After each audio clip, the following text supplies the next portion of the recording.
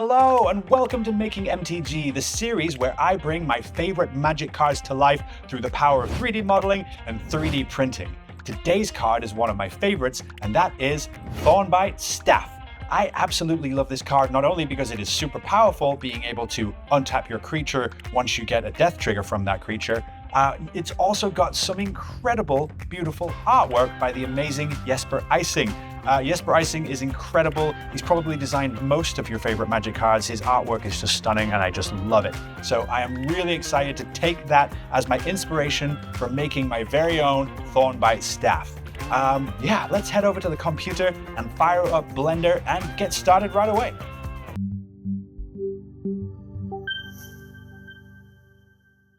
So the very first thing I do is grab the reference image of Jesper Ejsing's amazing artwork for Thornbite Staff. I put this into Blender and then I move it so it's sort of level with the y-axis or the z-axis, and then I work my way up, just blocking out the basic shapes just by extruding a cube up and around. I love working this way because it's a really simple way to model, and I can add a modifier to this to round it all out later. So I just kind of copy and, get the basic shape here just by extending out these different squares and extruding and extruding. Thankfully, the shape is, although kind of gnarly and interesting, it wasn't too difficult to get this going pretty quickly. Once I'm happy with the shape and I like the look of that, I can add a modifier to this to round everything off and then add some sculpting detail to this too. Once I'm happy with it, I can throw it right into my slicing software. I'm using bambulab's Bamboo Studio, and I start dividing this model up, making sure that it's going to fit in my print bed. Now, I don't have to do this in Blender. I can do this right in Bamboo Studio, which is awesome. They have this area of the software where you can create connectors and slice the model into parts, which is so helpful and so useful. So I basically work my way through slicing this up, creating pins so these can attach together nicely once printed.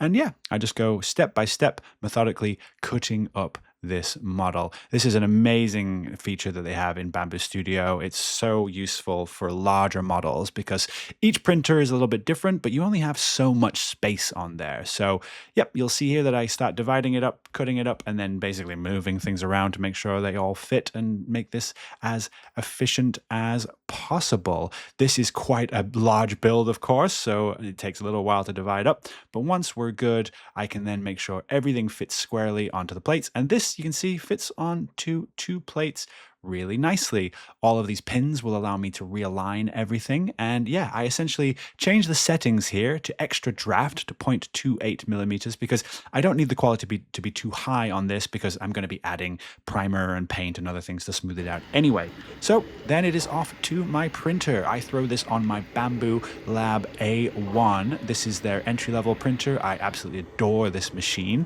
It's an absolute workhorse, and although it doesn't have all the bells and whistles of the P1S or the X1C or the newer printers, it does the trick beautifully. So I print everything on the A1 here, and once that's done, I can pull this off and then start assembling. So here are all the parts with all the pins, and after some quick test fits to see that it all works together nicely, I can then start assembling this and adding glue. I was going to add epoxy for this, but I ended up just using some regular super glue, and that worked perfectly fine. Thanks to the pins, it was such a sure fit that it all came together really nicely, and I just didn't seem worth mixing up two-part epoxy. So yeah, as I work my way around gluing this all together, I'm getting more and more excited because the thing is starting to look like a very real object, and that is awesome. You can see here the holes in the top for the different connectors, and yeah, it was an amazing thing to behold even at this stage in the all black PLA. But I mean, look at this thing now.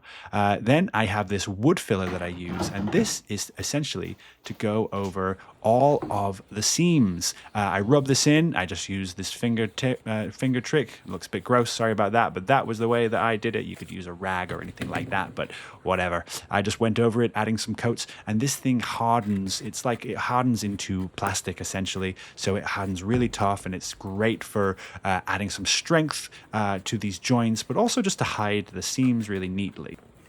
So you can see on some of the thicker parts, I'm actually putting this on quite liberally and, adding a fair amount because I'd rather hide the cracks the best I can and then, sand this down rather than not put enough on and it be a pain. Now, some parts like this crack in the middle, I can already tell it's probably gonna, because it was quite a big crack and it didn't meet perfectly, even though it's glued up nicely, it's probably gonna require another coat of this just to make sure that I'm hiding all those seams really neatly.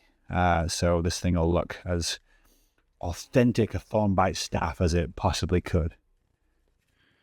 And then I just leave this to dry. I actually left this overnight for 24 hours, but it says it only needs about 4 to 6 hours, but I was done for the night anyway. And then it's to sanding. Now this thing is super hard. I can actually sand off any rough areas or raised spots to make this look perfect for when I add my primer. You won't even be able to tell that there was ever any cracks there at all. It's pretty awesome to see this come together. I also really like this kind of black and white looking thing. It looked really cool at this stage.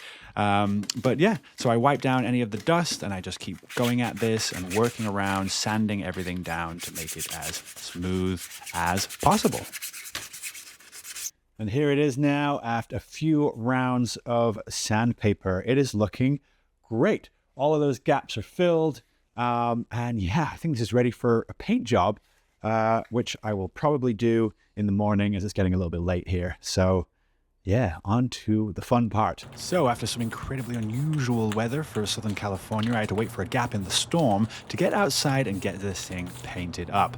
I have this espresso brown primer, I believe by Rust-Oleum, so I worked my way around, giving it a good coat everywhere. In some places I was a little less aggressive with it because I wanted some of the black to come through to give it a sort of two-tony woody effect. But here you go. You see I go over all of the edges, and all of those parts that were initially joins now disappear as I prime them, which is so exciting to see because it's all starting to become one large cohesive model, and I just adore how this looks.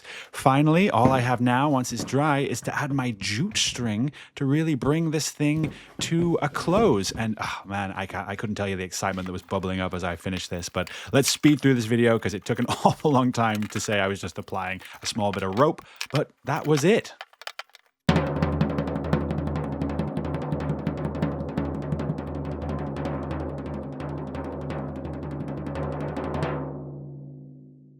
And here it is, folks, the finished product. Thornbite staff in the flesh, in the wood, in the plastic.